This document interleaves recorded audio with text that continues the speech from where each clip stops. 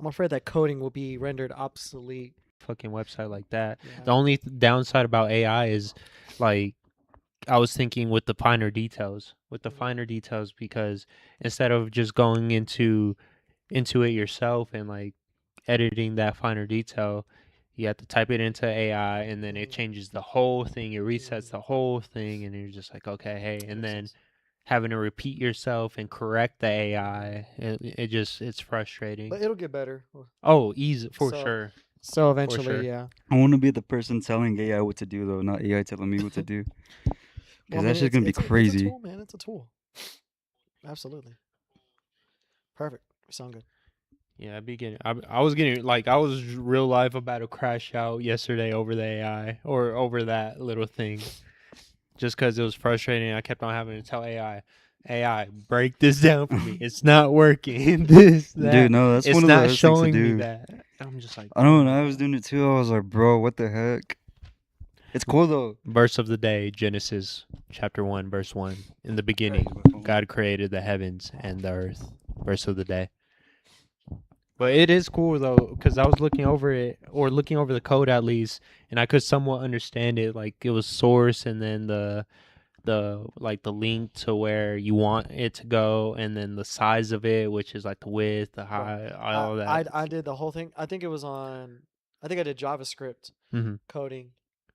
I don't remember one. I didn't learn one thing. It's complex. I didn't learn one for thing. sure. I didn't retain one bit of information in that class at all. I wouldn't be able to code so much. Yeah, I wouldn't be able to code myself, like to create the whole code, but I can like tweak it a little bit. Like, for sure, the sizing for sure is pretty simple to edit, and then just to move it and implement it, it's pretty self-explanatory. But to create the code, yeah, knowledge. Allergies have been kicking my butt, bro. Really, especially with that West Texas wind lately. With the wind, bro. Yeah. With the wind. See, this is one thing, man. Everyone wants the warm weather, right? But as soon as we move to spring, there comes the strong winds, dust storms, and then give that 2 or 3 months, and then now we're in tornado season, where there's a tornado every other day, and then it's raining all the time, and then fast forward another 2 months, and it's 100+ degrees outside, and it's miserable. And then you want it to be cold again. And then you want it to be cold. I love spring and fall weather. Like, I'm in between, where it's sometimes sprinkling, sometimes raining a little bit, where it's cloudy, gloomy, but then you have those nice warm days where there's like little to no wind. Today was good. Yeah, for example, today was a nice day. It's a nice sunny day. Little breeze. Not too hot, little breeze. Not cold at all. It feels good. Those are my favorite kind of weather. Like spring, that's my favorite season, and then fall. Once it gets a little gloomy, the colors start changing. It's not too cold. Cuddling starts. You start wanting it more. You start wanting to cuddle more. Yeah, you start wanting you want to snuggle up with the homies. Yeah, Rizzy and Jeremy. As much as it gets hot in the summer, I still prefer that over being cold and it getting dark early. Yeah, that's the only thing I don't like. I love the daylight. Yeah, I hate whenever it gets the dark time so change. Early. Yeah, I love the time change.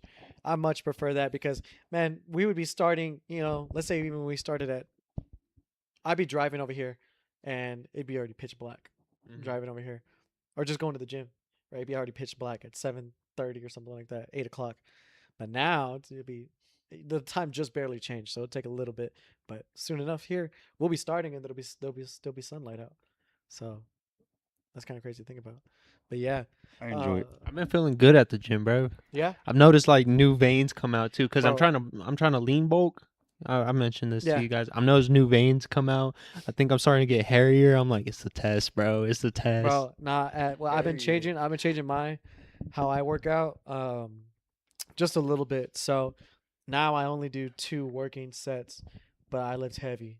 Like I only do 4 to 8 reps. And so, like, for example, let's say we're doing, like the bench, right? I'll do 1 warm-up set, and let's say it'll be like 35, 15, then I'll move 40, do it 10 times, and that's my warm-up set. Then the next 2 will be like 75 for 5 to 8, and then the next one. If it's too heavy, I'll just stick with that. If I can, I'll move up just a little bit more, and I'll try to just get 3 to 5. And that's what I've been doing with every workout.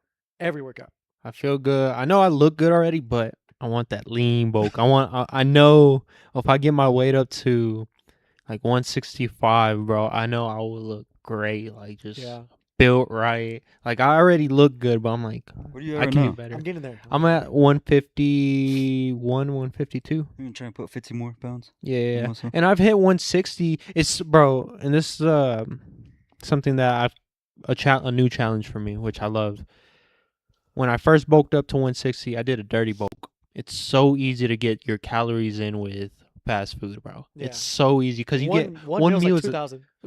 exactly. That's When what- you actually start counting Exactly. calories, you're like, damn, I was eating this twice a day. What the fuck? Exactly, Yeah. bro. Just one meal is No two wonder 2,000. everyone's overweight. For real. But it's scary because like when I did bulk up, I had like fat in my face and like I had body fat. Mhm. But this go around, I have to eat at least 3 to 4 meals to even hit close to 2,500 or 2,500 to 2,700 calories. Mhm. I have to eat multiple times a day, and then my diet's pretty clean, so just eggs, protein. I mean, of course, you still have to have some fats in there, but I mean, they're real clean. So Yeah.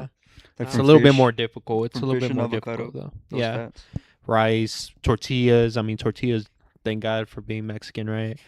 Yeah, the tortillas do me good. Your mom, she make tortillas at home or no? Sometimes right now she's in Mexico. Oh, okay. Yeah, rest in peace, my father, my grandfather. But yeah, that's the reason why she took off. But yeah, the homemade tortillas, the flour ones, they be hitting, bro. Man, I don't get those, bro. I don't get like barely. Those are Like good. rarely. Like the only homemade tortillas that are good are my grandma's. Like no Yeah, one I'm else knows. same here. No one else knows how to make tortillas like my grandma. So, but Homemade she tortillas, only bro. makes them like once in a blue moon, bro. So, and she only makes like a couple. So with me, I get lucky because, like I said, I've been eating heavily like lately, right? Going through eggs, going through tortillas, and once we run out of the flour tortillas, that's when my mom brings out the flour and she's like, "I got you, son, for the gains." But she's also adapting to me as well because I haven't really been eating a lot of her meals. Your Like, food. yeah, her food. I'll just be like, just set some meat aside for me, please. That's it, and I'll worry about the rest.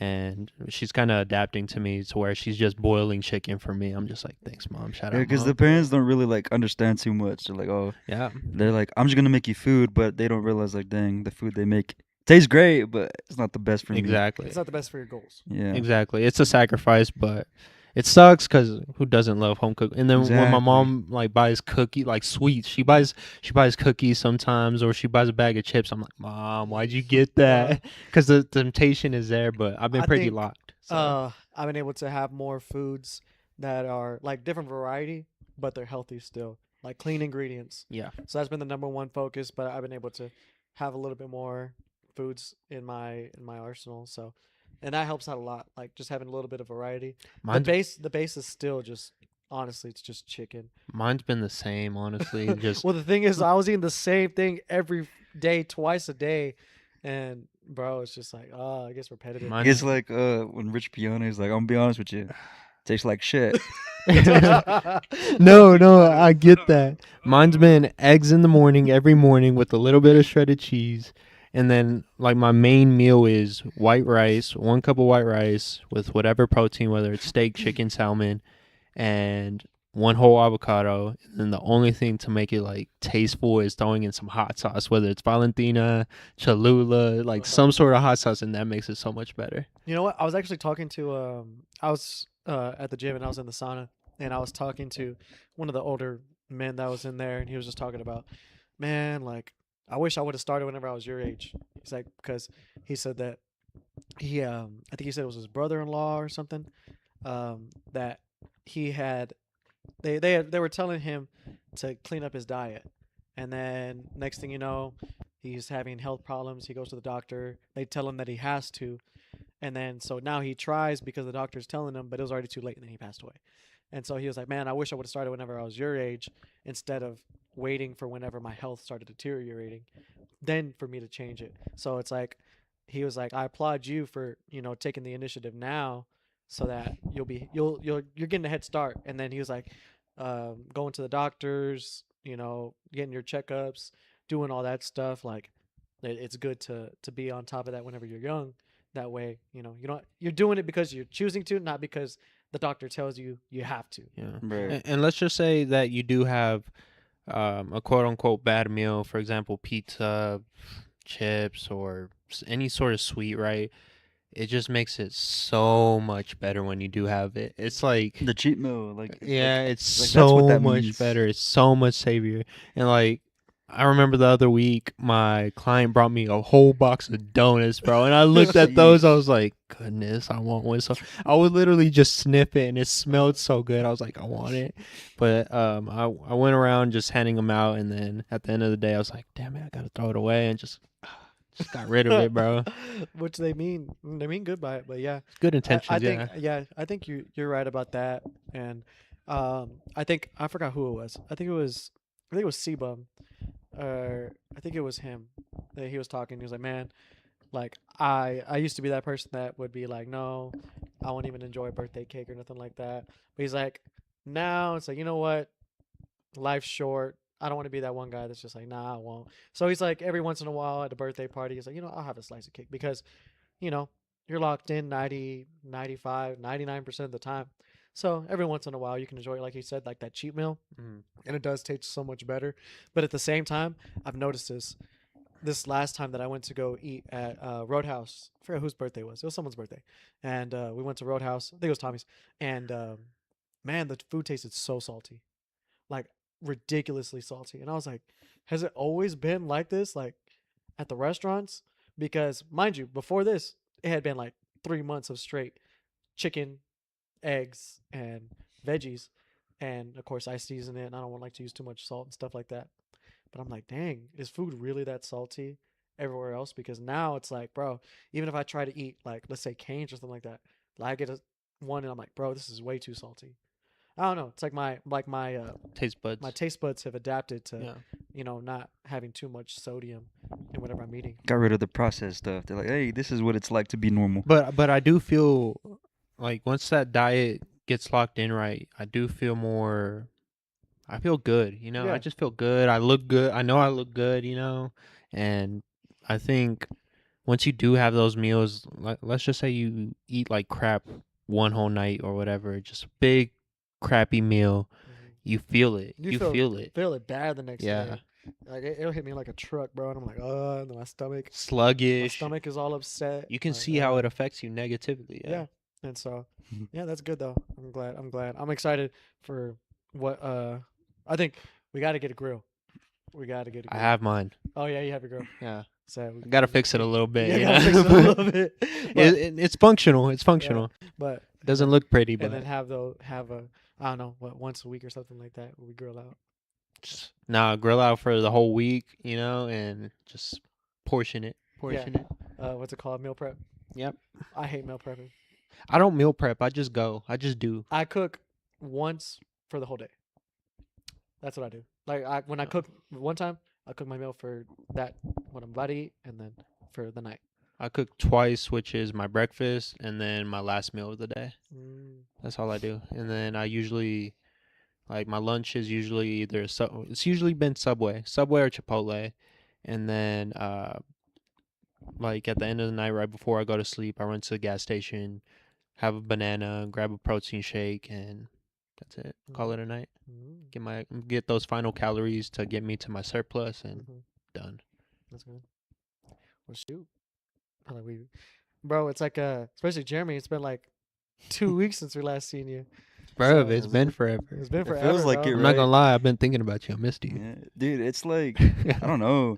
It's 2 weeks is like not a long time, but then like dang, so much stuff happened in that 2 weeks. It feels like forever. Like even too when I seen my family, I was like, bro, this much has really changed in just that short amount of time. I bet your niece, especially. Dude, she gets bigger every time I see her, and she's still a punk. But That feels good too. I recently hung out with my niece I think it was like this past weekend or the weekend before, and just being able to sit down with her, and she's having like an actual conversation more, and just seeing how much they grew up. I forgot what she asked me. She asked me, so what's next, Theo? Like, what's next? Like, I was like, what do you mean, what's next? She was like, for your life, like, what do you want? Like, what's next? dang, what is she doing now? She's That's like crazy, that right? age, bro. But she's grown up. I used to carry that little girl in my arms, right, as a baby, and now walking around half my height. I'm like, wow, you've grown up so much. It's Mhm. crazy. It's I crazy think- how time flies. I think that's how it is too with Oscar. Now he's almost my height. He's probably like just a few inches shorter, but he's already, he's in 8th grade, so he's about to be a high schooler, coming this fall, and so yeah, seeing that kid grow up is kind of crazy. And then he's involved in all the school things. He actually went to Dallas, recently, for some sort of business thing that they have, Mhm. and so he went to Dallas to go for that. And so It feel good. It feels good also to being able to have like more in-depth conversations with them, and also just pour into them, like invest into them. You know what? Like, hey niece, like you want to go do that? Go do it. Go do it. Like, Mhm. do what you want to do. You Yeah. know? And that feels good, and just being able to not only of course tell them, but also just lead by example. They hold you accountable, you know? Mhm. So that Yeah, feels it's good. it's funny you're saying that, right? Because I've always been the youngest, and I've never really had authority over anybody. It's the But it's unk like, status, but bro. now when you get unk status, like, dang, when my sister and brother-in-law are here, I'm really in charge of these young lives right here. I'm like, dang, like I can tell them what to do. I can tell them no. I can tell them go give me this, go give me that, go give me a beer, or whatever. It's like I'm preparing. I haven't done it yet, but I'm gonna try it because now they're getting older to where they can start listening to their uncles now, and well, they don't have tios, it's just me and my brother. But it just feels so weird going from like having no authority over anybody to hey, I can tell you what to do now, kind of. Bro, it felt good because my niece just recently she got in trouble. She got in trouble because she got caught up with a boyfriend. She How she old is she, if you she's don't mind? she's 7th grade going into 8th grade. About to be a teenager almost. So She's she's 13? already like 12. She's 12. She's 12, I 12? think. Yeah, 11, Really? 12. Yeah. She's grown up so much, bro. But yeah, she got in trouble, got grounded, and got her phone taken up. But once we got to my apartment, we sat down in the living room. We were just talking. I was just like, so, tell me what happened. Mhm. She was like, I don't really want to talk about it.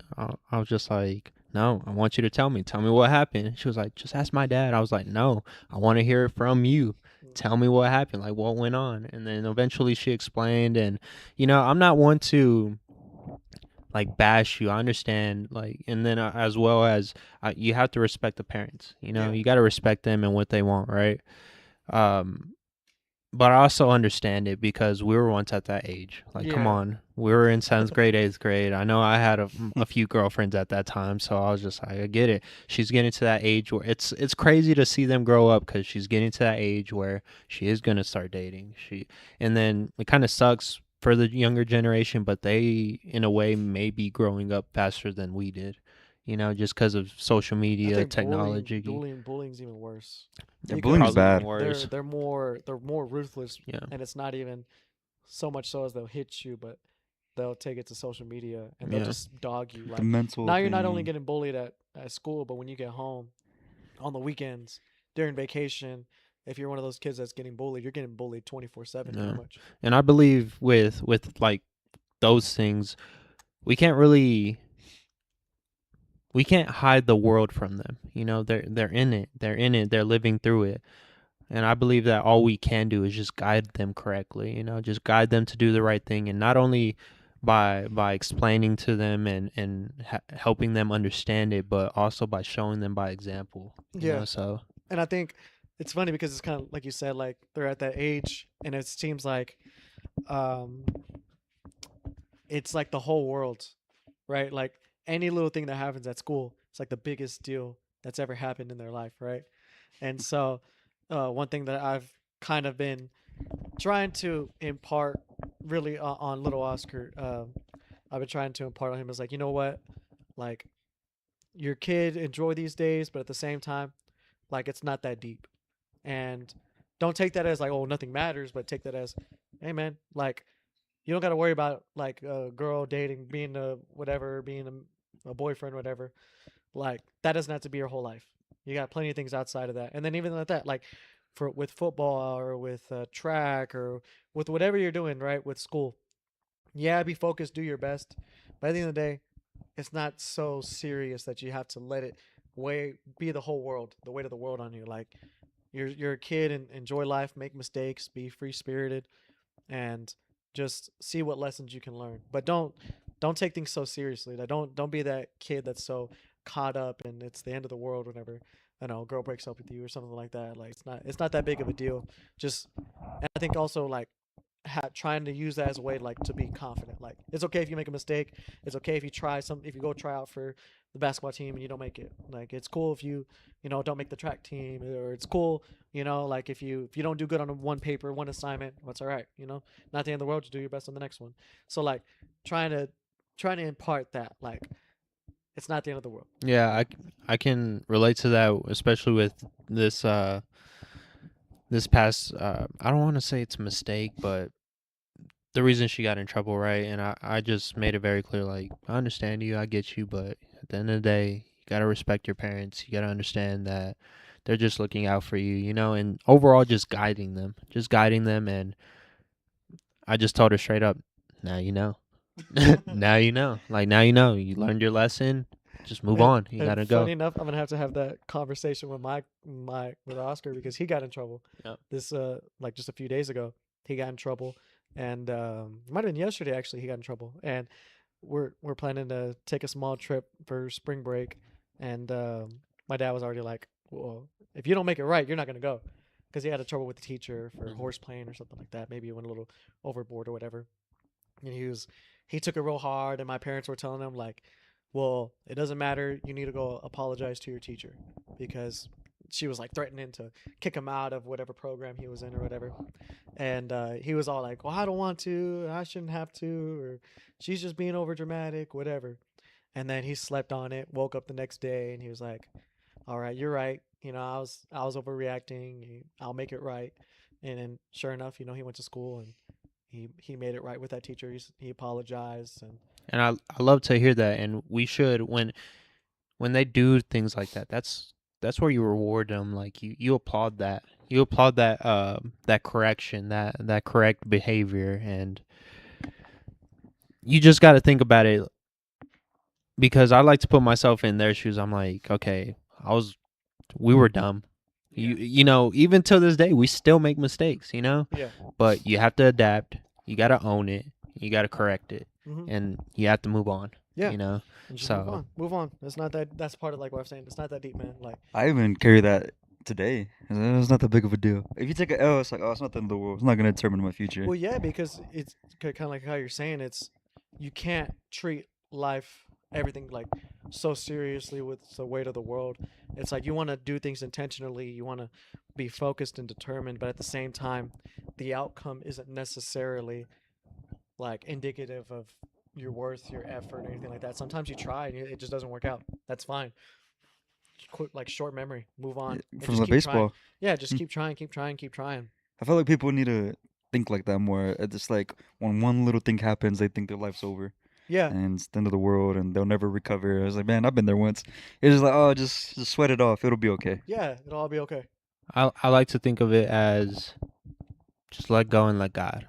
Hmm. Let go and let God. And it's such a simple saying, and not that many people understand it, but with everything, you gotta let go. You gotta let God. Take that L. Take that lesson. Take that hit. Give it up to the hands of God, and continue to follow Him, Hmm. because our Father, God, He's teaching us. He allows us to go through these trials, through these tribulations, through these mistakes, in order for us to teach us. And you come back to your word, and eventually you start to read it, and you're like, oh dang, he's talking about it. He's talking about this lesson that I just went through. Hmm. And you learn from it, and then you adapt to it, and you just move forward. And I think it's attributed to that, to having faith, kind of like how you said, like no matter what, I'm gonna be okay. And so if you wanna, take that risk, quote unquote, take that risk. You want to start that business, start that business. If you want to quit that job and go to something that you actually want to do it. What's the worst that can happen? It is usually, when you look at it from that standpoint, what's the absolute worst thing that can happen? It's usually not that bad. Exactly. And we've read this before. The faith the size of a mustard seed. Hmm. You just got to have a little faith. just a little faith, Mm. and I guarantee you, it's gonna carry you past mountains. Exactly. And you'll be surprised at how far you'll go. Like, and you'll look back and you'll look back at it and be like, dang, I was stressing over that. Like, I was really allowing myself to have sleepless nights and feel stressed and feel anxiety, maybe even a little bit of depression because of this. And it wasn't even that big of a deal when you look back at it in retrospect. And so, it's kind of having that present mindedness to understand right now, like, you know what, no matter what, I'm gonna do my best, but it's not the end of the world. And I can always try again. and as your faith grows, right? Like I said, we all start with the faith of a mustard seed, right? Not even. Not even, right? Not even. Sometimes even smaller, right? Little to Yeah. little to none. But as it grows, those trials and tribulations come back around, and you're just like, it's nothing. Mhm. It's nothing. I've been here before. I've been here. Yeah. Yeah. Been here before. Yeah. Been here before, and so I've That's seen great. this, and you're like, not even worried about it. Not Let's even- go. Let's go exact- through it. exactly. Let's go. And that's like it's the preparation. Like, you've been there, you've done it, and just keep going again. What's the worst that can happen? What's the worst that can happen? Especially after you've gone through like the worst part of it. It's not that deep. It's not that deep. And our word tells us over and over and over. God shows us over and over and over. He calls us out. You have little faith. When your faith does get low, you have little faith. How Yeah. many times do I have to show you? Like, we've read this over and over and over, Yeah. you know? Yeah. But it's with that intention of like, hey man, just have a little faith. That's all it takes. So yeah, that's great to catch up and get into the word. We're on Proverbs chapter 23, and so right, I think so. Yeah. So Jeremy, I think it's your turn to pray. Let me get there real quick. I was on Matthew for some reason. I'll read this chapter. I want to read it. All right. Yeah. So Jeremy, you can pray, and then we'll It's get 23? we'll get started. Yes, sir. All right. Dear Heavenly Father, thank you for another great, beautiful day. Thank you for the warmth and light that's beginning to come in our presence. It feels great. Thank you for allowing me to be here with my brothers, and I'm glad to hearing we're all doing great things and we're flourishing and our families are doing well. Please continue to be with us in our hearts as we continue to grow and keep making our faith larger as we continue to praise in your name. I pray, Jesus. Amen. Amen. Alrighty. All right. For those of you that are watching, subscribe. But Proverbs chapter 23. Is this what sayings? Is it sayings? Yeah. Okay, so I'm not tripping. No. All right. Proverbs chapter 23, verse 1. Saying 7. When you sit to dine with a ruler, note well what is before you, and put a knife to your throat if you are given to gluttony. Do not crave his delicacies, for that food is deceptive. Saying 8. Do not wear yourself out to get rich. Do not trust your own cleverness. Cast but a glance at riches, and they are gone. For they will surely sprout wings and fly off to the sky like an eagle. Saying 9. Do not eat the food of a begrudging host. Do not crave his delicacies, for he is the kind of person who is always thinking about the cost. Eat and drink, he says to you, but his heart is not with you. You will vomit up the little you have eaten, and will have wasted your compliments. Saying 10. Do not speak to fools, for they will scorn your prudent words. Saying 11. Do not move an ancient boundary stone, or encroach on the fields of the fatherless, for their defender is strong. He will take up their case against you. Saying 12. Apply your heart to instruction and your ears to words of knowledge. Saying 13. Do not withhold discipline from a child. If you punish them with a rod, they will not die. Punish them with the rod and save them from death. Saying 14. My son, if your heart is wise, then my heart will be glad indeed. My inmost being will rejoice when your lips speak what is right. Saying 15. Do not let your heart envy sinners, but always be zealous for the fear of the Lord. There is surely a future hope for you, and your hope will not be cut off. Saying 16. Listen, my son, and be wise, and set your heart on the right path. Do not join those who drink too much wine or gorge themselves on meat, for drunkards and gluttons become poor, and drowsiness clothes them in rags. Saying 17. Listen to your father, who gave you life, and do not despise your mother when she is old. Buy the truth and do not sell it. Wisdom, instruction, and insight as well. The father of a righteous child has great joy. A man who fathers a wise son rejoices in him. May your father and mother rejoice. May she who gave you birth be joyful. Saying 18. My son, give me your heart and let your eyes delight in my ways. For an adulterous woman is a deep pit, and a wayward wife is a narrow well. Like a bandit, she lies in a wait and multiplies the unfaithful among men. Saying 19. Who has woe? Who has sorrow? Who has strife? Who has complaints? Who has needless bruises? Who has bloodshot eyes? Those who linger over wine, who go to sample bowls of mixed wine, do not gaze at wine when it is red, when it sparkles in the cup, when it goes down smoothly. In the end, it bites like a snake and poisons like a viper. Your eyes will see strange sights, and your mind will imagine confusing things. You will be like one sleeping on the high seas, lying on top of the rigging. They hit me, you will say, but I'm not hurt. They beat me, but I don't feel it. When I will wake up, so I can find another drink. Proverbs chapter 23. The last part seemed like it was given just a whole description of getting drunk. Like for my says who has woe, who has sorrow, who has contentions, who has complaining, who has wounds without cause, and redness of eyes. And yeah, but I like how it also characterizes it is like don't look at the wine when it's red, when it sparkles in the cup, when it goes down smoothly.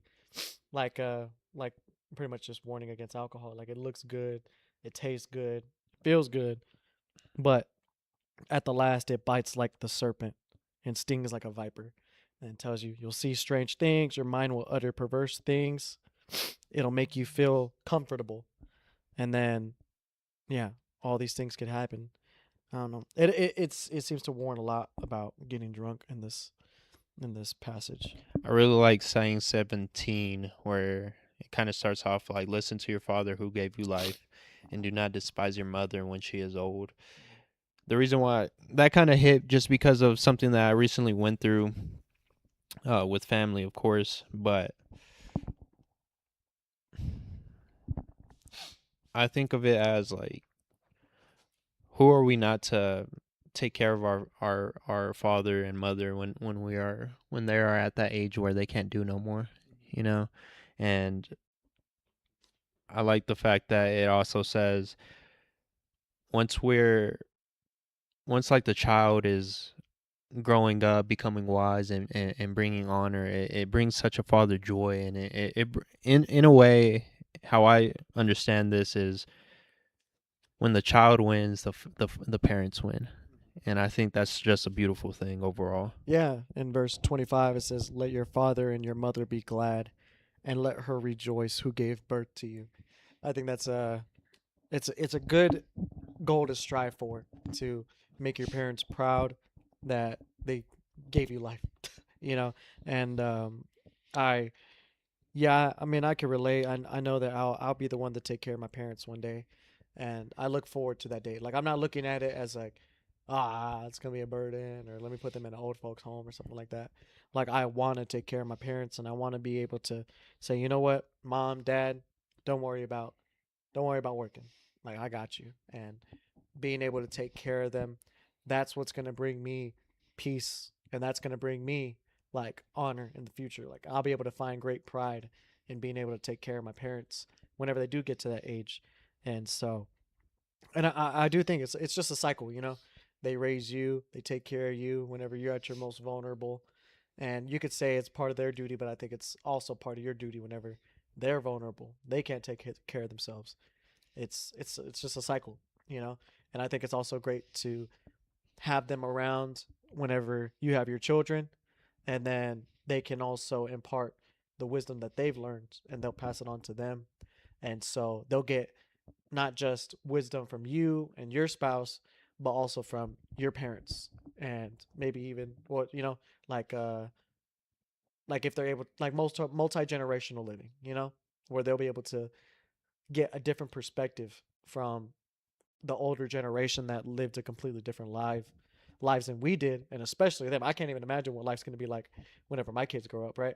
So I already know like the disconnect between me and my parents is, I wouldn't say disconnect, but the experiences that I've had growing up versus what they had growing up, it's like two different worlds. So I can just imagine whenever I have kids how big the difference will be between them and my parents. So I think having that perspective, that experience and insight from my parents' generation to impart on my children, I think that'll be extremely valuable for them to be able to be there. And because I think about my parents, and I'm sure like y'all's, they've gone through so much, and it's different than what we've gone through. Like they've had their own battles that they've had to endure and that they've gotten past, and so they'll be able to also share that, you know, with my children. And so yeah, I think it's, yeah, I look forward to that day. I've been thinking about that a lot too, where our parents went through a lot for us. And, they've gone through, man, who knows what, and here we are, or most of us. Dang, I don't want to go to the gym today. Well, the least I can do is go to the gym compared to how they grew up. They would have loved anything to be able to do the things that we are doing, and here we are complaining about it or questioning, or man, maybe I don't want to do it. No, you should do it because that's what they sacrificed for. And for me, saying number 10, I really like that one. Verse 9, do not speak to fools, for they will scorn your prudent words. One thing that I've carried near and dear to me is I don't talk, I walk the walk. One thing that my dad has always told me is like, don't talk about it, be about it, right? And when people ask me, hey, how you been? What are you up to? What's this? What's that? I keep it real simple. I'm like, I'm good. It's good. I don't give in details because I believe once you start giving details, I mean, there's evil people out there. They'll prey on your downfall. They'll hate on you. They'll spread bad things about you. Or if you tell them, hey, I have this big thing planned and it never falls through, what are they going to do? They're going to be the first ones to hate and point, oh, I thought you were saying this, this, and this. You thought you were better than me. You were saying you were going to do this and that, and it didn't happen. What happened? Well, if I would have never said anything, you would have just saw it happen. And then you would have been like, oh, how did you do that? What did you do? What did you do differently than me? Then I can tell them, hey, here's what I did. I didn't boast. I didn't. We actually read a chapter about it in Matthew a few verses ago. Or was it Proverbs where it was saying, don't be the person to boast and flaunt and flex. Just be the one, just work in silence. And I'm always down for the saying, stay down until you're up. Even if I'm down forever, you might look like you're doing way better than me. You might look like you have this over me. You might look like you have that. And I'm just going to, okay, you got it. You got a big dog, right? But when it comes to push a shove and it comes down to really show like, hey, you were flaunting all that. That's not who you really are. Here, I was quiet. You haven't talked to me forever. I'm a whole new different person. And I was just working head down, tunnel vision, hungry. And that was the difference between me and them. So I really like that because as soon as you open your mouth, words have power. People hear about it. People pray for your downfall. People hate on you. On the other hand, if you really trust that person, though, maybe they'll pray for you and want you to succeed more than they do. But as we talked about before, no one wants that except your own dad. So you got to be real careful. That's something I feel as if it's kind of crazy now that we talk about it and it's getting brought up, but I've been really heavy on like things, for example, that I don't like, that I don't agree with, right? And I talk to my mom heavily about this. I'm like, Mom, I'm not going to say anything yet. Not yet. It's not time yet. Just give me time. Let me win first. And then everything's going to change, and then I'll say something. Like, one of my biggest pet peeves too is I'm going to have to throw my family under the bus real quick. Right? they always, I mean, not always, right? They're proud of me. Don't get me wrong, and I respect it, right? But they're the ones that do the talking for me. They're the ones telling their friends, "Oh, he's doing this, he's doing that.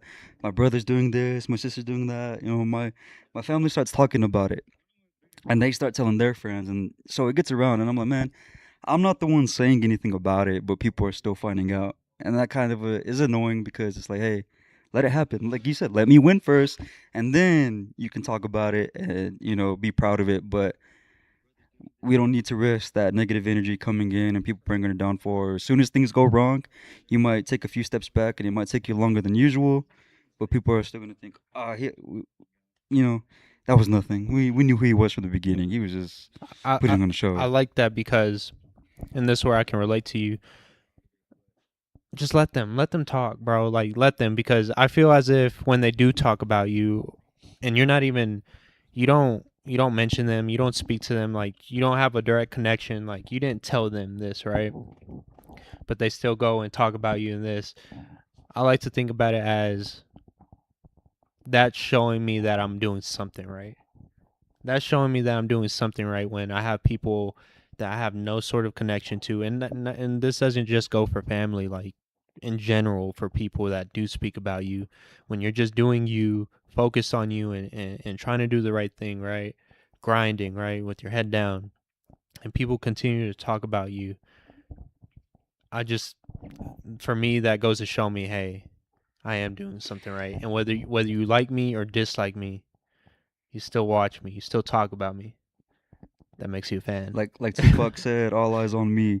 I've been listening to Tupac a lot lately. Notorious B.I.G., Ice Cube. I'm like, dang, you could be gangster, you could be rough, you could be tough, but you can still have a heart. You can still know the struggle. You can still be in the trenches. I think of this. I've been relating to I them a think of the lot. famous saying where I think it goes like, "The biggest gangsters have the biggest hearts." Right. You know. Yeah. She said, "I'm not a killer, but don't push me." Stuff like that. I'm like, bro, man, I can't believe that. Bars. Yeah, I can't believe that. I never listened to the music like that, and then now, people might hear and like, dang, this guy's a thug. But if you actually listen to the lyrics, I, they're spitting some real stuff. I think I talked to Derek about this multiple times. I feel as if the people that are quote unquote successful that have made it in life, in their speeches, in their songs, and in their conversations, they're telling us all the same thing. They're telling us, like, you actually have to look deeper into what they're saying and understand the message, but everyone's all saying the same thing and guiding us in a way. They're putting us onto game, like, hey, this is how you should do it, this is how you should go about it, and you should be able to look at them and take inspiration, you know. No, and I think, actually, I think verse 6 is kind of describing what you're saying, what both of y'all are saying. Do not eat the bread of a selfish man or desire his delicacies, for as he thinks within himself, so he is. He says to you, eat and drink, but his heart is not with you. You will vomit up the morsel you have eaten and waste your compliments. And I think sharing bread, I usually attribute that to like having dinner. And what do you do over dinner? You talk, you have a conversation. And it's saying, do not, basically, don't share the meal with a selfish person. Don't, or not even just a selfish person, but a person who, kind of how you said, is wishing upon your downfall, who hates you within his heart. Like, see, it says his heart is not with you. Like, he doesn't actually care about you. And it's kind of like how Jeremy was saying, he's just trying to pick something away to kind of tear you down. And it's warning against those type of people and saying, don't even share a meal with him. Don't even eat with that person. Don't, let's say, waste your compliments. Don't even waste that energy speaking with them, because it's only going to do you harm, because they might say, oh, this and that, oh, that's so good or whatever, but in their hearts they're preying on your downfall, They're hating. yeah. And that it's draining. It really is. That, like, the being around those kind of people, it's draining to have someone that's actively just, they're looking for you for you to mess up. And so I think I feel like that's most people a direct though. warning. I think that's a direct warning for that. Most people, I believe, are like that. That as soon as you slip up, they're gonna be like, "Yep, I knew it. I knew all along." Yeah. So it just makes the pressure that much more, But also too, like, dang, now I really can't crash and burn, because if I crash and burn, it's gonna, we're all going. I wanted to get your guys' insights on saying 8 verse 4 through 5, it says, "Do not wear yourself out to get rich. Do not trust your own cleverness. Cast but a glance at riches, and they are gone, for they will surely sprout wings and fly off to the sky like an eagle." So the way mine reads, it's a little different. It says, "Do not weary yourself to gain wealth. Cease from your consideration of it. When you set your eyes on it, it is gone. For wealth certainly makes itself wings like an eagle that flies toward the heavens." And for me, I think about this how we usually talk about not worshiping money, not living for the money. I think this is one thing that I've actually been talking about a little bit more frequently is it's not about the money. Like the path that I'm choosing, right? No matter what I do, my success isn't directly attributed towards a paycheck so much so as it is me becoming the man that I want to be. Like no matter what I do, I'm going to be successful because my God is great. I'm going to be great because my God's great. So that's not the pursuit. The pursuit is becoming the man that I want to be, no matter what I do. Right? I could go like I'm in sales, but I can go start another business. I can make a product. I can go do another business, or I can go work a 9 to 5 full time. I can do whatever, right? And the goal isn't, well, how much money can I make from this? Like, yeah, I want to make money, obviously, but the main focus is one on God, but two, who's the man that I want to become. And so I think here it's just warning that because it's saying when you set your eyes on it, it is gone. And it's kind of like how we say money comes and goes, and it's never like the, at least in my experience too. Like I've had lots of money, and then I was like, where the hell to go? You know what I mean? It's gone, and because I think it's just warning that you know what, you can have money. One, it's never going to be enough, but two, you can waste it away. Three, it's gonna come, it's gonna go. That's what it is. So don't be so caught up on the dollar amount because that number is always gonna jump up. It's gonna jump up. It's gonna go down. It's gonna jump up, going down. If you try to attribute your happiness and your confidence in a dollar amount, it's always gonna change because the money's always going like this. It's always going like that, especially whenever you're going into business. And so, for me, it's like set your eyes upon God, and then set your eyes upon who's the man that I want to be. That's where the wealth is at. And I think even we go later, a little bit later on to verse 15, and it says, "My son, if your heart is wise, my own heart will also be glad, and my inmost being will rejoice when your lips speak what is right." This is what's God's saying here. He's not saying, "Oh, my son, increase your pocket, increase your wallet, and that'll make me proud. That'll bring me joy." That's not what it says. It says, "If your heart is wise, if your lips speak what is right, that's what's going to bring God joy," right? So it's not the dollar amount. It's not, oh, how many females do you have on your roster? You know, it's not saying anything like that. Oh, grow the biggest business that you've ever in the world, you know, become a multimillionaire. It's not saying that. It's just saying for us to be wise and to gain wisdom, and for at least in Proverbs, it attributes wisdom towards getting closer to God. So we get closer to Him, we become more wise, and we speak what is right. That right there, that's what brings God joy. And so that's how I see that. I pretty much agree with Derek. Like, it depends on which your rich is. You know, some people would just want to chase money and monetary things. My rich is being the person that God created me to be. He saw my potential way before. He knew my name before I even knew it. Every little hair, every little, the same God that created all the nervous system in your body, all the stars and galaxies created me, created you, created us, right? And He gave us a purpose, and my rich would be fulfilling that purpose or being better off than what my parents had and giving my kids, better than I had, better than my parents had. That's always the goal, right? That's my rich. Being, with y'all's family, just having our own house, not having to struggle, live paycheck to paycheck. Yeah, that involves a little bit of money, but I'm not asking for $1 million to go buy mansions and Bugattis and boats. If that comes, then that'd be a byproduct of just being the person that God created me to be. If He created me to be that type of person, so be it. If He created me, hey, just be a humble little, you know, a 9 to 5 with your homies, your family, raise your family, your friends, go do big kid things. If that's my destiny, then I'm happy with it, right? But just knowing that I'm gonna be fulfilled in what I do, that'll be my rich. And of course, I get tired, right? We all get tired. You come home from a long day, it's like, dang, there's your bed. Gym closes in an hour, right? Which one's the easier option? Going to bed, obviously, but then you're gonna get your butt up. You can go to the gym, even if it's for 30 minutes, 15 minutes. It's something. Something's better than nothing. You come home and take a shower. You still got work to do. You're like, dang, do I go to bed or do I finish this? Sacrificing, and all those little wins add up, and it just makes me feel that much better because when I do take an L, when that one day does go bad, or that one day where I don't, go to the gym, or that one day where I do eat bad, it's not that big of a deal because back then I was doing the bad stuff every day. So the growth comes a lot with chasing that kind of rich, and that's why I agree with Derek. Like that's the way it is right there.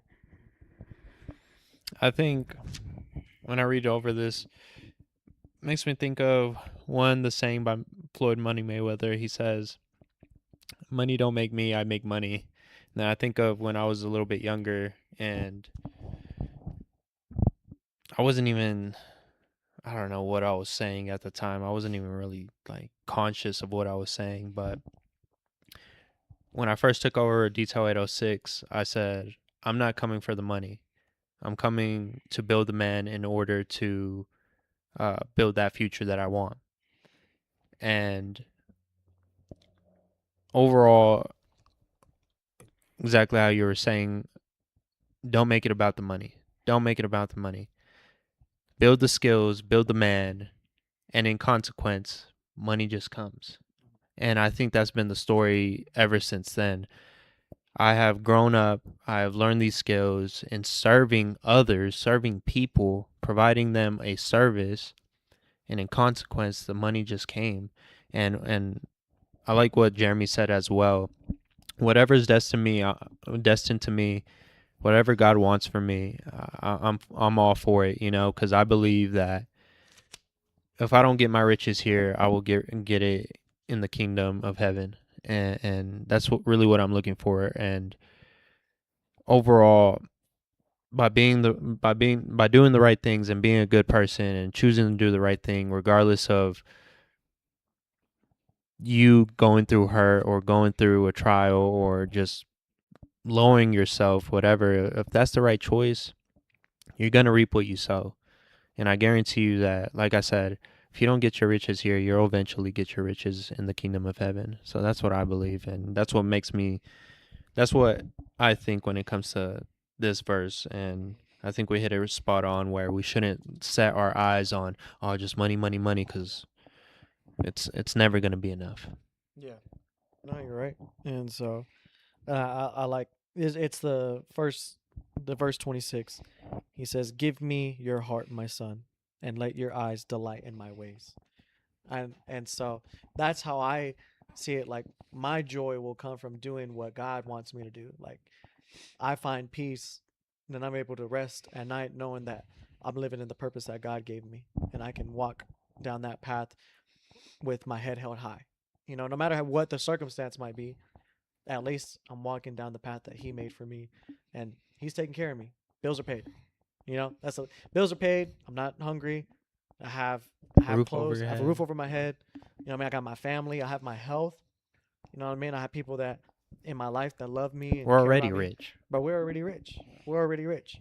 And so that's why I'm like, man, I can be at peace because I know that I'm walking down the path that He made for me. And so, and like it's like He says, give me your heart, my son, and let your eyes delight in my ways. And I think that's just so powerful, just to truly be able to surrender and not lean on yourself, and just be able to give it all to God and say, God, I trust you, and whatever path, just tell me where to go and I'm going.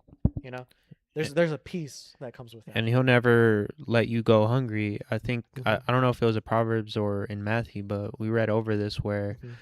he's talking about the birds in the skies. He's like, I make sure they're sheltered, that they're fed. Mhm.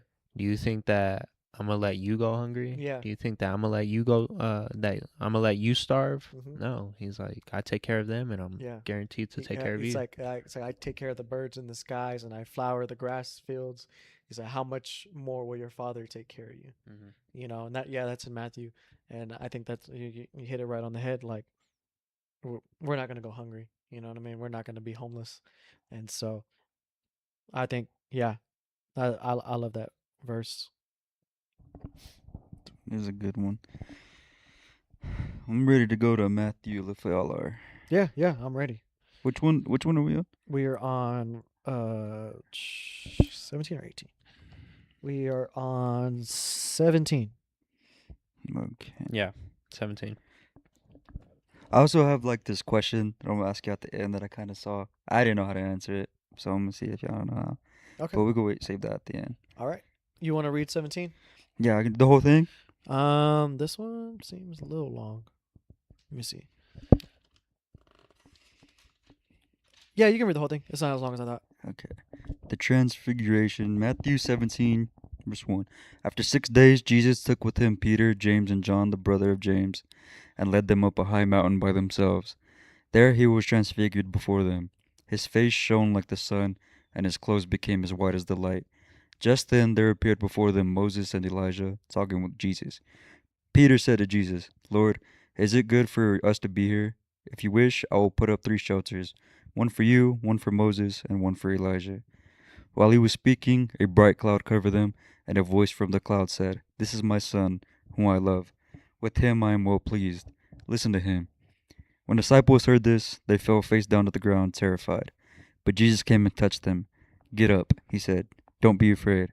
When they looked up, they saw no one except Jesus. As they were coming down the mountain, Jesus instructed them, Don't tell anyone what you have seen, until the Son of Man has been raised from the dead. The disciples asked him, Why then do the teachers of the law say that Elijah must come first? Jesus replied, To be sure, Elijah comes and will restore all things. But I tell you, Elijah has already come, and they did not recognize him, but have done to him everything they wished. In the same way, the Son of Man is going to suffer at their hands. Then the disciples understood that he was talking to them about John the Baptist. Jesus heals a demon-possessed boy. When they came to the crowd, a man approached Jesus and knelt before him. Lord, have mercy on my son, he said. He has seizures and is suffering greatly. He often falls into the fire and into the water. I brought him to your disciples, but they could not heal him. You unbelieving and perverse generation, Jesus replied. How long shall I stay with you? How long shall I put up with you? Bring the boy here to me. Jesus rebuked the demon, and it came out of the boy, and he was healed at that moment. Then the disciples came to Jesus in private and asked, Why couldn't we drive it out? He replied, Because you have so little faith. Truly I tell you, if you have faith as small as a mustard seed, you can say to this mountain, Move from here to there, and it will move. Nothing will be impossible for you. Jesus predicts his death a second time. When they came together in Galilee, he said to them, The Son of Man is going to be delivered into the hands of men. They will kill him, and on the third day he will be raised to life. And the disciples were filled with grief. The temple tax. After Jesus and his disciples arrived in Capernaum, the collectors of the 2 drachma temple tax came to Peter and asked, Doesn't your teacher pay the temple tax? Yes, he does, he replied. When Peter came into the house, Jesus was the first to speak. What do you think, Simon? He asked. From who do the kings of the earth collect duty and taxes? From their own children or from mothers? From mothers, Peter answered.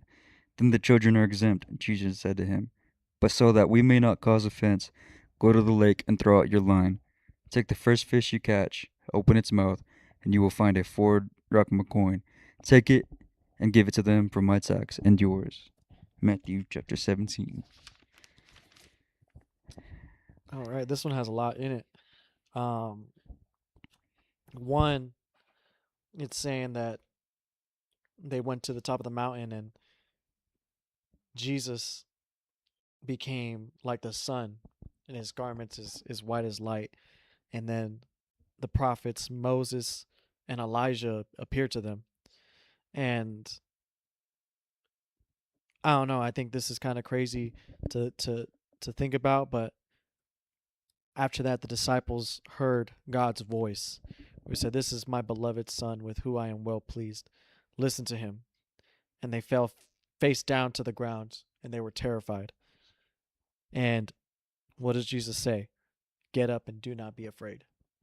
And I think, I don't know. I think it's powerful to here's to to hear God's voice and to witness that, because mind you, Moses and Elijah were some of the most powerful prophets in the Old Testament, and I think both of them didn't even die.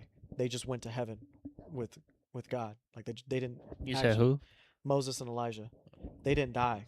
They went to heaven with God while they were still alive, and that's how that's. And What? but I think to witness this and then to fall down, face to the ground, petrified, terrified of what you're witnessing. But Jesus says, "You know what? Don't be afraid. Like, get up. Don't be afraid." And next thing you know, they look up and they just see Jesus. And I just imagine them like on the ground, and they look up and they see Jesus, and it's just like an automatic calm. Like it's gonna be okay. And I don't know, man. I think that's powerful, to the fact that they were terrified, but Jesus told them, kind of how he always says, "Don't be afraid. Don't be afraid." And I don't know. It's kind of crazy to see. This is like it's a big deal. Imagine seeing two people like that you just heard about, and you heard about all the miracles that they did, and they're just standing right there, you know, they're just right in front of you, and then you feel the presence of God. I mean, Is that's crazy. just to clarify real quick too, is God and Jesus two separate people, right? Because the voice from the cloud, that would be God. They're two distinct beings. Because I've seen people argue that they're the same person, but I've always thought they were different as well. But just for some clarification on that, Well, for isn't it sure. that Jesus is God in human form? Mm-hmm. So they're of the same nature, but they're different. I forgot the exact word, but three different states, but they're the same person. They're the same. They're the same divine. They have the same divine nature, but Jesus is fully God and fully human. It's the Father, the Son, and the Holy Spirit. Yeah, that's the three that are in the Godhead, but they're just three different. They're three distinct persons, But it's all one God. but it's one God So he just with three okay. distinct persons. Yeah, and but yeah, I don't know, man. Like I could see why they were scared. I would be too. Just boom. I'd be terrified. There's Imagine a just voice. imagine what the voice of God sounds like. Just big old boom thunder, like Yeah, I like don't a know, thunderous. kind of like from the Wizard of Oz when they're talking to the Oh, and they're talking to the wizard. the head. Yeah. Something like that. I'd be scared too, but of course, all in good intent. And it's crazy too how it's kind of lining up with the timeline now. It's like, wow, it took us this long to read this far, and time's meeting up with it right now about how Easter's coming up, and he's gonna rise again in 3 days, and he's predicting his death. We're reading about it, and it's about to come up. I'm like, wow, that's It crazy. just happened to line up. It just happened to line up. But then I think also you see right here in the next part, whenever the man came up saying that, "Hey, my son is demon possessed," right? And he says that your disciples couldn't cure him, and Jesus sounds pretty fed up. Like he says, "You unbelieving and perverted generation, how long shall I be with you? How long shall I put up with you?" Like he sounds fed up, and then Jesus says, "It's because of the littleness of your faith." And he says, "For truly I say to you, if you have the faith the size of a mustard seed, you will say to this mountain, 'Move from here to there,' and it will move, and nothing will be impossible to you." I feel as if it's like, once again, Jesus is telling me, or telling us, like, or proving to us, like, how many times do I have to show you, bro? Yeah. How many times do I have to show you? You just Mhm. have to have a little bit of faith, Mm-hmm. and it'll work. And I think right here, mine has an extra verse, verse 21. It says, "But this kind does not go out except by prayer and fasting," which this version of the Bible, it's the NASB, and so this one has like when they find new manuscripts, they'll include it into here. But I think this is why it's also important to always be in prayer and fasting, because Jesus said it specifically that there are some demons that are going to be a little bit more hard to cast out than others. But it all boils down to just faith. And even the disciples, again, walked, slept, ate, you know, shed tears with Jesus. And yet they didn't even have enough faith. And they witnessed the miracles that he did right in front of them. And it's astounding. And I can just see, I can hear Jesus, and I'm like, damn, he's talking to me. Like, how long do I have to be with you? Because it's kind of how Jimmy was saying, like, he's talking about he's foretelling his death. And he's pretty much saying, I'm not going to be physically, like, I'm not going to be here forever. So, how long until y'all get it through y'all's heads?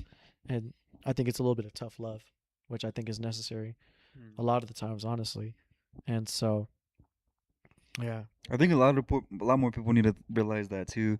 Like when people often combat Christians and Jesus, saying, "Oh, God is all loving. He's like the most perfect." I mean, yes, he's the most perfect, but the most nicest, kindest, lets everything slide, don't judge, right? But then you realize when you actually read the Bible, he was actually stern in his truth. He didn't Yeah. sugarcoat anything. He's like you said, how long should I put up with the annoyed, right? Yeah. When people think of Jesus, he would never say anything like that. He'd be, oh, he's this picture that they painted to be the nicest person in the world, and that all wrongs are even right in their eyes. But no, his truth is the only right, and it might sound mean to people, and people might get offended. But that's just who Jesus was. He That's who wasn't here to Jesus was. cater to your feelings, right? Yeah. We've talked about this before. Jesus is like, God is like a father. He's Mhm. like a father. He's gonna discipline you. He's gonna correct you when you're wrong. Mhm. And I mean, just think about it. For example, like our fathers. Mhm. You know what I'm saying? They weren't the nicest. They weren't always catering to our feelings, our emotions, and letting us slide with every single little thing that we did. No, they would discipline us and like, hey, you better lock in, bro. Do better. So Yeah. Like, I'm gonna go commit this sin. Like, this would be someone who doesn't believe telling a Christian, I'm gonna go commit this sin and God should be okay with it. When, Nah, and it's and not. it's like kind of how you're saying, like we had read, what was it, about the Canaanite woman, where pretty much he called her like a dog. Dog. He called her like a dog, and then what we read last week, whenever he was telling Peter, "Get behind me, Satan." yeah. He's you know what I mean. It's like Jesus, Oh my and then even goodness. there's He's a- actually a little bit earlier in Matthew, whenever Jesus is saying, "I didn't come to bring peace, but a sword." You know what I mean? Like Jesus was, when it comes to truth and salvation, right? What Jesus' mission is, he's not sugarcoating it. He's not necessarily so much concerned about your feelings as so much as telling you the truth. And so that's why, like, kind of how you said, like, people say, well, you're not supposed to judge or whatever. It's like, that's not what the Bible says. The Bible says, what Jesus says is, judge righteously, because how you judge, that's how you're going to be judged. But that's why he says to judge righteously. And so, Jesus is very, very upfront about calling people out, and he's not sugarcoating it here. He's he's like, how long should I put up with you? Yeah, for real. Like he's being, annoyed. it's tough love. But I mean, that's sometimes you need that tough love, especially right now, because as we mentioned, Jesus is about to go through and save the world, and here his disciples are still not getting it. Like there's it still isn't clicking in their heads. And so it's like, bro, like How many times? how many times do I got to tell you? Yeah. How many times do I got to show you? Like, do I got to hold your hand the entire time? Do I have to, okay, here you go, Raul, come on, here you go, and just continue to hold your hand throughout your whole life? Like, eventually you're gonna have to grow up. Like, eventually you're gonna have to be able to have the faith that you can handle this on your own, And so, yeah. I wanted to go over the verse 24 through 27. Uh, I didn't really understand, I guess, the lesson that we're getting from it. Okay. If we can go over that. Yeah, this is great. I think this can all be summarized by verse 27. Jesus is saying, however, so that we do not offend them, go to the sea and throw in a hook, and take the first fish that comes up. And when you open its mouth, you will find a shekel. Take that and give it to them for you and me. And of course, Peter's asking about whether or not we should pay the tax, and Jesus says, well, what do you think? For whom do the kings of the earth collect customs or poll tax? From their sons or from strangers? And Peter said, from strangers. Then Jesus said to him, then the sons are exempt. And I think you could kind of ask, what's the Jesus right here tells him to do this crazy thing. When you really think about it, what does Jesus ask him to do? Go fish, and the first fish you find, look at its mouth, and there's going to be the money for the taxes, right? And the way that I like to look at this is Jesus just once again demonstrating how he's going to be able to take care of you, even if it sounds absolutely ridiculous. How he's going to do it? He's going to take care of you. Think about all the times you didn't have money to pay your bills, or you didn't have money to go and buy some food, right? But the next thing you know, the camera. Next thing you know, you have enough money to pay for your bills. You have enough money show up so that you can go and get something to eat, right? Even whenever it comes down to paying whatever bills or taxes that you got to pay, as long as you rely on God, rely on him, even if it sounds ridiculous, he's going to take care of you. Because imagine this. You like, God, I have this bill coming up. How am I going to pay it? And then Jesus says something like, well, go walk in the street, and then you're going to see like a dead dog, and you're going to look in its mouth, and there's going to be the money that you can pay for it, right? Like, the way that I see it here is that Jesus is pretty much saying, don't worry about it. Like, I'll figure it, like, I'll take care of you. And then also at the same time, he says, from whom do the kings of the earth collect customs or poll tax? From their sons or from strangers? And then, of course, Peter says, from strangers. Then Jesus said to him, then the sons are exempt. And I think about maybe this is like asking, well, what is our tax from heaven, right? That's what I was starting to think of. What is our tax from heaven? What do we have to pay? Yeah. And he says, well, who pays taxes? Strangers or sons? Mm-hmm. He says strangers do. Well, then sons are exempt. You know, we're the children of God, so we don't have to worry about that. We don't have to worry about paying a tax to go to heaven, right? Because Jesus paid that for us, and we're covered. So I think it's twofold. One, we're covered by God. We're covered by Jesus, right? He's paid our debt for us. But even whenever it comes to those debts that we have to pay here on earth, don't worry about it. He'll take care of us. Even if it may sound ridiculous, right? He'll take care of us. And so I think that's right here. The message behind it is just to rely on him, and that he's already paid the price for us to get into heaven. And so that's what I like to take out of this one, because yeah, it sounds wild to me, the fact that he told him to go fish, and the first fish they find, the money that they need to pay all the taxes that they need is going to be in the mouth of that fish. Now that we talked about it, that cleared it up quite a bit too. Yeah, clarified it. And then exactly how you kind of brought up where he's talking about, what do you think, Simon? He asked, from who do the kings of the earth collect duty and taxes from? Their own children or from others?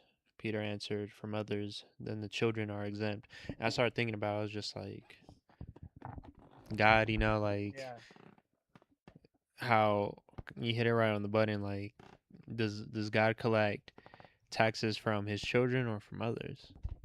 And then Jesus said, then the children are exempt. So I don't know, it just kind of popped that in my mind, where we're children of God, we're exempt. We're exempt from that. So because when you think about like taxes are a kind of debt that you have to pay, and our debt is hell. That's our debt. The wages of sin is death. And so that's Jesus is here. He's even saying, because remember, he's about to go to the cross. He's about to go through the crucifixion. And so he is literally saying he's going to pay this debt on our behalf. And so that's why he's saying, no, the sons are exempt. But even though, we're still we're guaranteed to go to heaven while we're on earth, we have to pay our taxes, But don't worry about it. You know, I'll I take got care you, of you. yeah. I'll take care of you. And so, And I feel as if, like, I mean, kind of going into like a deeper look into it, he tells us, go cast your line, take the first fish you catch, open the mouth. He's kind of like guiding us and directing us. Like, yeah, I got you, but still, go take action. Go do this. Go do that. Meet me halfway. Yeah, meet me halfway, and I'm going to provide for you. exactly. Yeah. And just to take it another step further, listen to what I tell you, even if it doesn't make sense to you. Mm-hmm. Even if it doesn't make sense, even if it's like, what the heck? You're asking me to do this, God? This is counterintuitive. I don't even know how to fish. What? Yeah, I don't even know how to fish. You know how crazy I'm gonna look. Opening a fish, Yeah. and there's money in there. There's money there. Like, God, you're asking me. This is kind of out there. He's saying, don't worry about it. Just trust do me. it. Just do He it. said, "You have little faith." You know what I mean? The verse 20. I mean, it can't even be said to like how profound that is. You have faith the size of a mustard seed, which a mustard seed is one of the smallest seeds there is. It is you will say to this mountain, "Move from here to here," and it will move. And what does it say? And nothing will be impossible to you. Mm-hmm. How profound is it? How great is our God that if we just have the smallest amount of faith, nothing's impossible. Nothing. And so I don't know. Very powerful lessons. Yeah, Yeah. I like that one. 20. Yeah. To where you have to just look between the lines, like get a deeper understanding. Exactly. And that's what I love about this podcast. No more podcast, no more subscribe if you haven't already. Subscribe. What I love about the podcast is that we're not just reading it. You know, we're not just reading the word, all right, next chapter. You know, like we're trying to understand it. Exactly. And I mean, coming from somebody that this is like my first go around where I'm genuinely sitting down, reading the Bible. This is like my first time. And just the lessons that we're able to learn through this short period of time, I feel like I've gained so much knowledge from. We're only on one gospel, Yeah. one book, Yeah. and Halfway. there's so many others, you Uh-huh. know? So I think not only does that help us gain all this knowledge and wisdom, but we're also relating to the viewers that are new to the Bible, that aren't as knowledgeable as others, you know, and we're also able to learn with them, along with them. Yeah, like it's kind of like how I've mentioned, like we're not pastors, we're not biblical scholars, we're not priests or nothing like that, right? We're three men of faith who want to grow their faith and get closer to Jesus, and so, but how else to do that other than reading the Word, right? And like I said, our interpretations are literally just from us. Reading it and like, well, what do you think? Asking a question. Wait, I ask don't the know question. What does that means. mean? I don't know. Let's read a little bit more. Let's look more into it. But just by doing so, like I said, there's so much wisdom and so much knowledge that we're gaining off of just reading one gospel, One gospel. one book, you know? And then applying that to your life, you're like, whoa. And it feels like I've grown already so much in such a short period of time.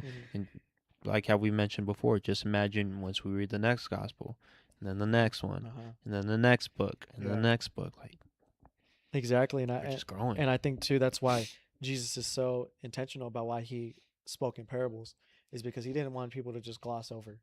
Like he didn't want people to like, oh, he gave me the answer. All right, I don't got to think about it. You know, it's like no, he wants you to read a little bit deeper. He wants you to think about it. To study it. Truly study. Try to understand exactly what he's saying, because hearing it's one thing, but understanding it is a whole nother. And I know we touched base on this on the last podcast, but this book is 2,000 plus years old, you know? We're able to connect all of this to today. Like, we're able to see things that we're personally experiencing or that we see out in the world.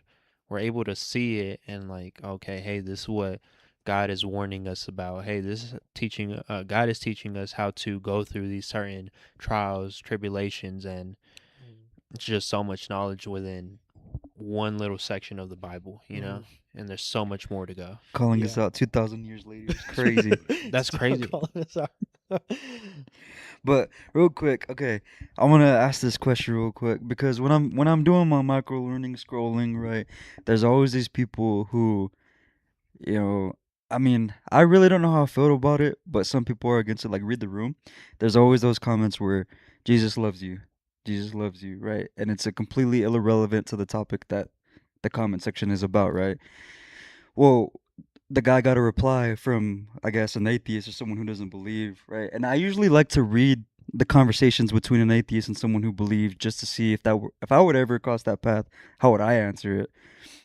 And it was a video about empathy, where some people feel no empathy when they steal from somebody, or if someone were to drop their wallet.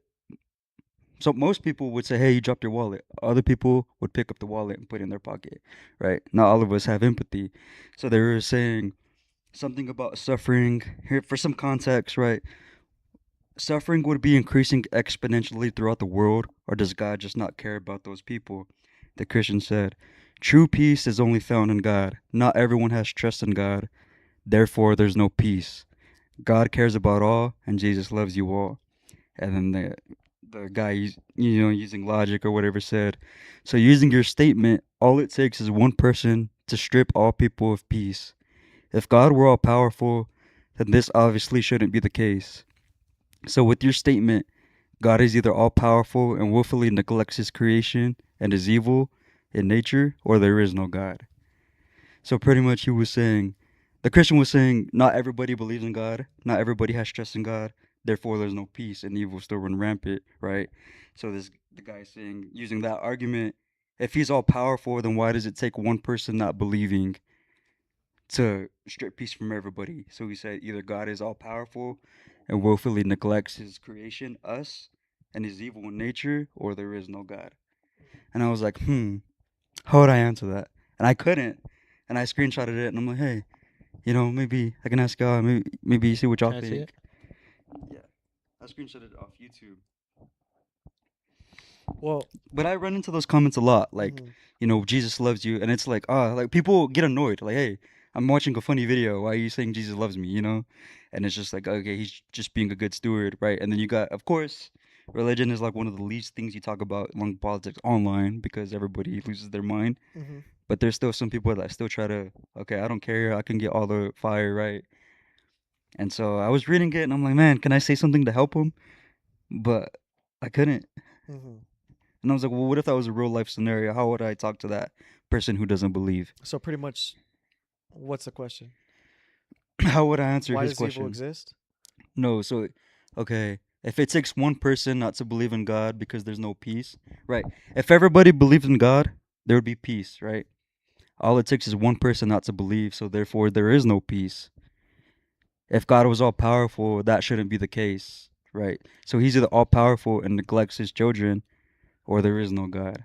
Well, the way that I see it is what that's actually advocating for is control. Does basically it's the question of whether or not we have free will.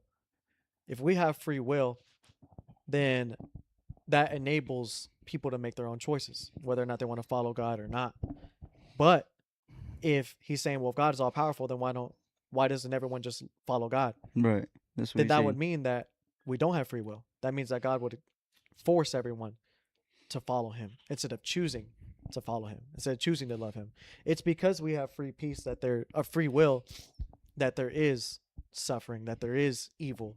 And the fact that someone's able to acknowledge the fact that there's evil means that they have to acknowledge the fact that there's also good. If there is evil in the world and people can acknowledge that there's genuine true evil, then then that has to mean that there's true good out there. No. So what is the source of that good? What is the source of that evil? As Christians, we believe that evil is just the opposite of God. God is good. God is true. God is beautiful. God is love. And so, but God, he is all powerful. He is all knowing, and he can do whatever he wants.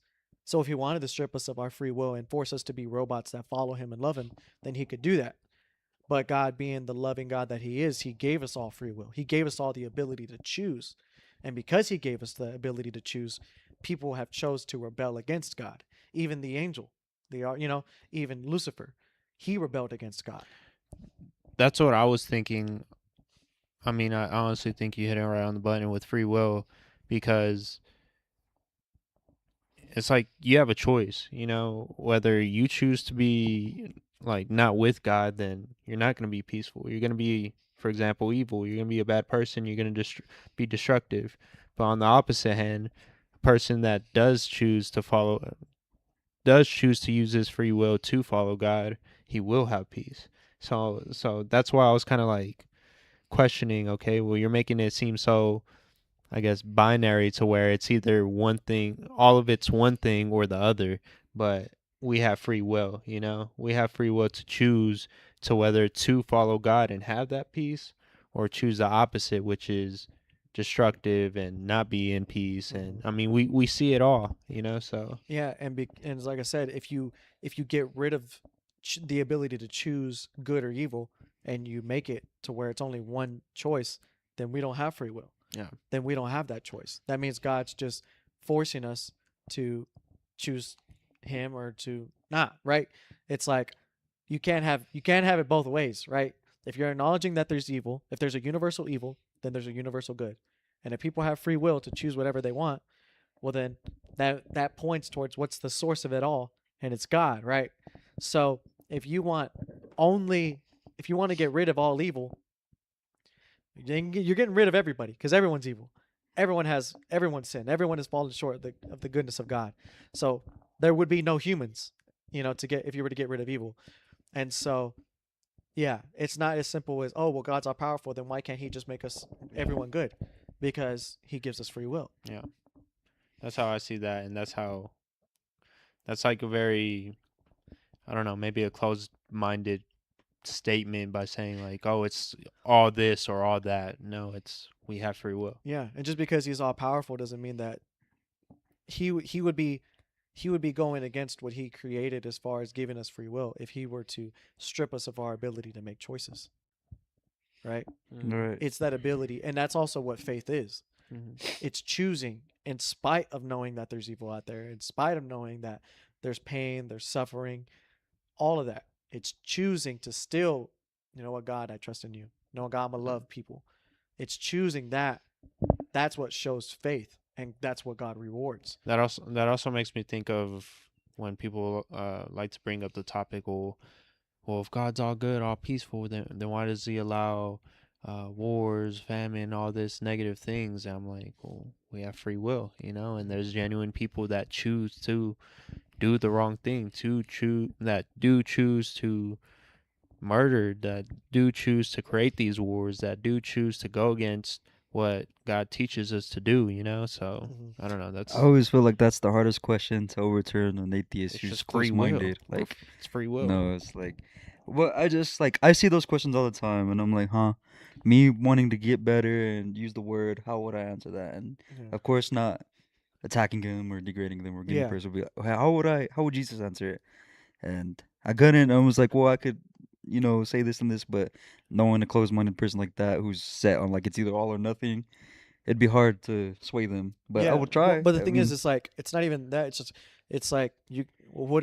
The way I would try to say was, what are you trying to say? What are you trying to advocate for? Are you trying to advocate for That like, we don't have free will? that we don't have free will? Is that what Or- you're trying to say? Yeah. Well, then that's a fundamental thing that we're going to disagree with. And if you say that we have no free will and we're just the chemical reactions That in our body, then that means that there's no such thing as good. That's There's no what I- such thing as evil. That's what I think that guy was advocating for, Yeah. making it seem like, hey, God, like, doesn't grant us free will, that He's just like, hey, you're gonna be like this and you're gonna be like that. Like, no, we have the choice, you know. So we have that choice, and so, like I said, if there is no free will, and we're all the decisions that we make are simply chemical reactions within our body, doing nature doing whatever it's doing. Robots. Well, then, who's to say what's good and what's evil? We're just doing what we're doing, right? There's no such thing as good. There's no such thing as evil. It's just nature doing what it's always been doing. And so, if that's the case, then why is suffering bad? Why is doing wrong to someone else bad if it's going to benefit you? If there's no such thing as good or evil, if there's no such thing as free will, it's just like you have to get to the basis of what they're trying to advocate for, and then you can start, well, I disagree with that. I agree. I believe that we do have free will. And I believe that there is true good and true evil. And that love, it actually exists. It's not a chemical reaction, but it's a choice that you make. And uh and the biggest display of that is God sacrificing his only son and coming to die in our place so that we can experience heaven with him.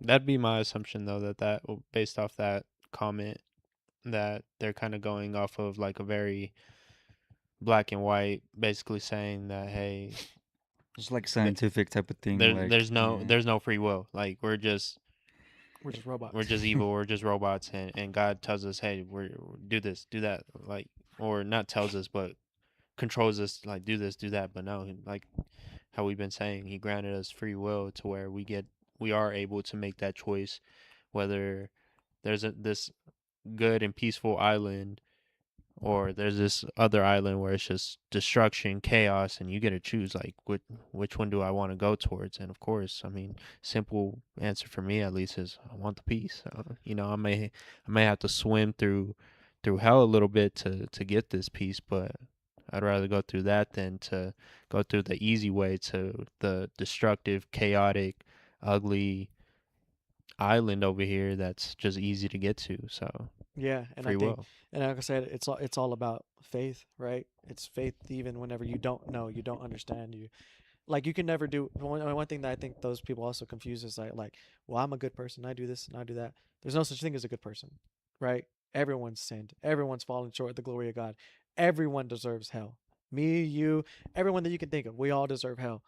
And it's not because of what we do. It's not our works that saves us, but by grace through faith in Christ Jesus, we're saved. And so I think it's also, understanding that it's our faith in Jesus. It's our faith in believing that his sacrifice was enough to cover my sins. He paid, which is kind of like how he says here. He says the sons are exempt because he paid it. Because Jesus paid that tax for us. He paid that price for us. And so, yeah. But that sounds like pretty much what he's advocating for is just no free will. Yeah, I've been running into those types of people a lot more often lately, and I'm like, huh. I don't get butt hurt, but I'm like, huh. Yeah, I think It's not worth my energy. I though. think with those people, a skill that I've kind of learned to work on is just communicating in a way that they can understand. Like, hey, there is free will. We have a choice. You have a choice. Do you choose to get up every day and brush your teeth? Okay, well, when it comes to making a decision, whether it's right or wrong, you have that choice as well. Like deep down in your heart, everyone knows, like, hey, this is wrong for me. This is wrong to do. This is bad to do. This is going to cause negative effects, But on the opposite hand, if I choose to do this, hey, it may hurt a little bit. It may not feel good, but it's going to cause good effects. It's the right choice to do. And even if you do think it's the right thing, was the Bible also, I forgot it was in Proverbs or Matthew, that says there's a way that seems right to a man, but it leads to destruction. It leads to death. So it's also by getting closer to God, you understand more so. Okay, maybe I thought this was right, but it was actually wrong. You Yeah. know what I mean? And we learn more and more as we gain more knowledge and wisdom through our word, through the Bible. We begin to understand that what is actually right, exactly how you're saying, Yeah. because lean not on your own understanding, because most of the time when you do lean on your own understanding, your fleshly desires, you begin to realize, dang, hey, yeah, this may feel good, and at the time I may think it is right, but Yeah. you're completely wrong, Yeah, brother. completely. Like, which is how like they justified, slavery, or how people tried to justify like abortion and things like that, because that's what culture tells you. That's what the people that are popular, the celebrities, that's what they tell you. No, this is what's right. This is good, right? But it's like, no, that's not what the word preaches. That's not what God teaches.